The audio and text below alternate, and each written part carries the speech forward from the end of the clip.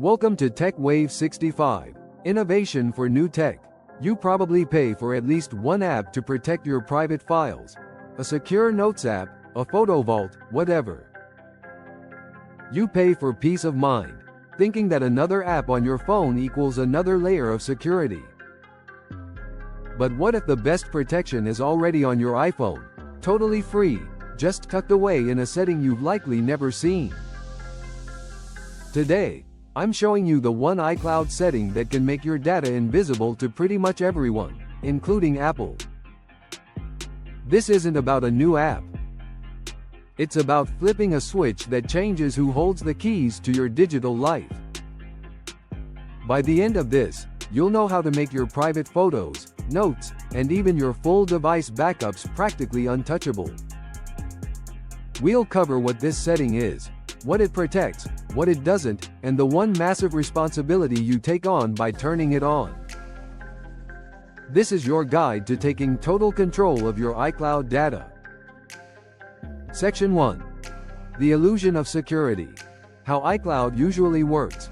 Alright, first question. How safe is your data right now? If you're an iPhone user, you use iCloud. It's seamless. A photo you take on your phone just shows up on your Mac. It's magic. And that magic works because your data is synced and stored on Apple's servers. By default, your account uses what's called standard data protection. This means your data is encrypted when it's sent over the internet and stored in an encrypted format on Apple's servers. Sounds great, and it is. But there's a catch that most people miss. With standard protection, Apple holds the encryption keys in its own data centers. Think of it like this. Your iCloud data is in a super secure safety deposit box. But the bank manager has a master key. They keep it locked up tight with strict rules on when to use it, but at the end of the day, they have the key. Apple is the bank manager. They hold the keys to decrypt most of your iCloud data, mainly so they can help you get back in if you forget your password. This creates a few scenarios that make privacy-focused people uneasy. 1. A massive data breach at Apple itself. If hackers got past Apple's defenses and grabbed both the encrypted data and the keys, your info is exposed. 2. A rogue employee. It's highly unlikely, but an insider with the right access could theoretically peek at customer data. And 3. The most realistic one, law enforcement requests. Because Apple can decrypt your data, they can be forced by legal orders to hand it over. And when they do, they're not handing over gibberish. They're handing over readable data from things like your iCloud backups. So while standard iCloud security is strong, it's not absolute. You're trusting Apple to be the guardian of your keys. But what if you could take the master key away from the bank manager for good? What if you were the only one who could open that box? That's what advanced data protection does. Section 2. The ultimate shield. Introducing advanced data protection. This brings us to Advanced Data Protection for iCloud, or ADP. It's an optional security setting that Apple rolled out with iOS 16.2 that offers its highest level of cloud security. It's not a new app or a paid service, it's a switch you can flip. When you turn on Advanced Data Protection, you completely change the security model. Instead of Apple holding your encryption keys, sole access to those keys is transferred to your trusted devices, your iPhone, your iPad, your Mac. Apple then deletes its copies of the keys from their servers. This upgrades most of your data to full end-to-end encryption. You've heard the term, but let's be clear. It means your data is scrambled on your device before it ever goes to the cloud. It travels across the internet as a garbled mess and sits on Apple's servers as the same unreadable mess. The only place it can be decrypted is on one of your other trusted devices. Back to our bank analogy. Turning on ADP is like marching into the bank, taking the manager's master key, destroying it in front of them, and walking out with the only copy. From that point on, the bank can't open your box. They can't help you if you lose your key, and they can't open it for anyone else. They can hand the entire locked box over to the police if ordered, but without your key, it's just a useless metal cube. This is a huge shift in control. It means that even if Apple has a data breach, your protected data remains secure because thieves only get encrypted files, not the keys. It means if law enforcement serves Apple a warrant, Apple can only hand over encrypted blobs of data, not your actual photos or notes. They no longer have the technical ability to decrypt it. You become the sole key holder. Section 3. What's actually protected? A deep dive. So what gets this security upgrade? Apple's standard protection already applies end-to-end encryption to 15 of the most sensitive data categories, like your health data and passwords in iCloud Keychain. Apple never has the keys for this stuff, even on the standard setting. Advanced data protection dramatically expands this, bringing the total number of end-to-end encrypted categories to 25. Let's hit the most important ones. First up, the big one, iCloud Backup. This is the crown jewel. Your backup contains nearly everything on your device, app data, settings, and, crucially, a copy of the key for your messages. Under standard protection, this backup was a privacy loophole. Even though iMessage is end-to-end encrypted, law enforcement could get your messages by demanding the unencrypted iCloud backup that contained the message key. With advanced data protection, your entire iCloud backup becomes end-to-end encrypted. This closes that loophole for good. This is probably the single biggest privacy win from turning this feature on. Next, photos. For many of us, our photo library is a visual diary of our lives. With standard protection, Apple holds the key.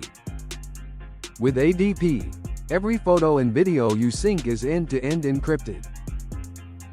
You're the only one who can decrypt your memories. Then there's Notes. It's become an extension of our brains, holding everything from shower thoughts to sensitive info. Securing it with end-to-end encryption ensures your private thoughts stay private. iCloud Drive is another huge one. It's your digital filing cabinet. Enabling ADP here is like putting a bank vault door on all your documents and files. The list goes on to include other parts of your daily digital life like reminders, Safari bookmarks, Siri shortcuts, voice memos, and wallet passes. By extending end-to-end encryption to all of these, ADP creates a comprehensive shield around the fabric of your digital life in the cloud. Section 4. The crucial exceptions. What's not protected? Now, let's be transparent. This isn't a magic wand for everything, and it's critical to know what ADP does not cover. 3 major services are not end-to-end encrypted, even with ADP on: iCloud Mail, Contacts, and Calendar. The reason is simple: interoperability. These systems need to talk to other email, contacts, and calendar services worldwide, like Gmail or Outlook, which don't all use the same encryption. So, Apple still manages the keys for these 3 services. This means your emails, contacts, and calendar events could still be turned over to law enforcement if there's a valid legal request. Also, if you share a file or a note with someone, the end-to-end encryption only holds if everyone involved has advanced data protection enabled. If you share with someone on standard protection, that specific item reverts to standard security so they can access it. Knowing these limits is just as important as knowing the benefits. It gives you a realistic picture of your security. Section 5. The tutorial. Let's turn it on. Okay, enough theory. Let's get this done. I'll walk you through turning on advanced data protection, but first, a few prerequisites. You need two-factor authentication, 2FA, enabled for your Apple ID.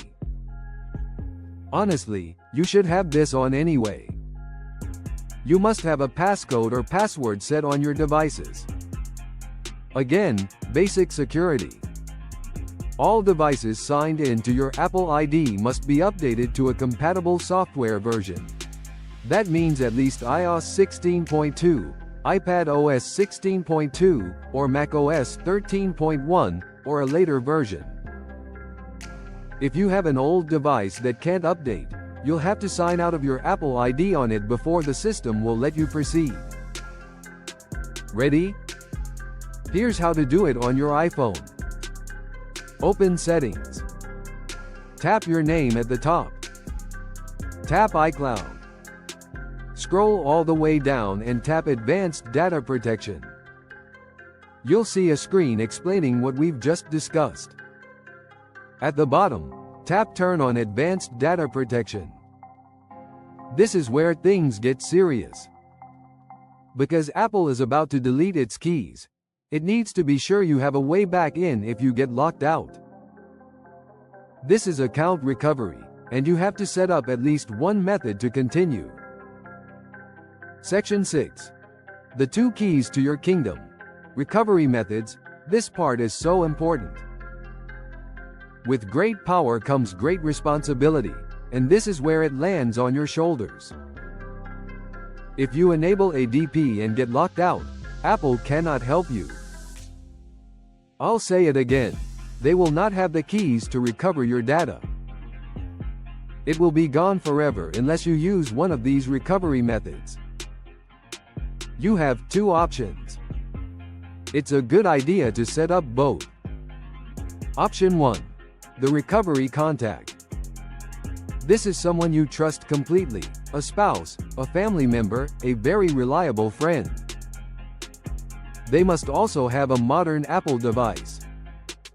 They get zero access to your data. Their only job is to be your failsafe. If you're locked out, you call them, they generate a temporary code from their device, and you use that code to get back in. Option 2. The recovery key. This is the more old-school, hardcore option.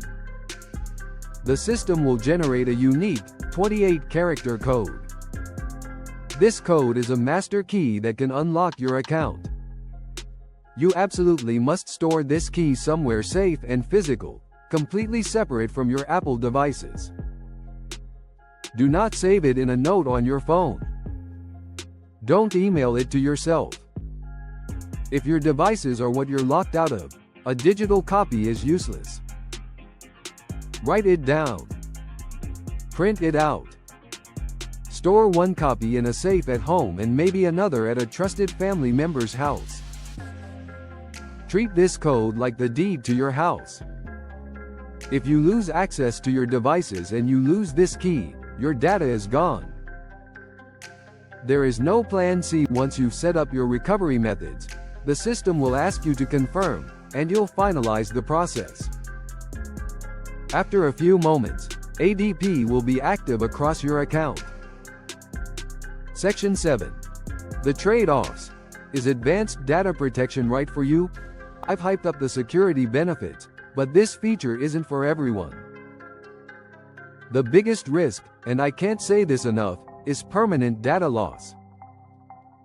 If you're someone who forgets passwords often and isn't organized enough to securely store a recovery key, the danger of locking yourself out of your own life is very real.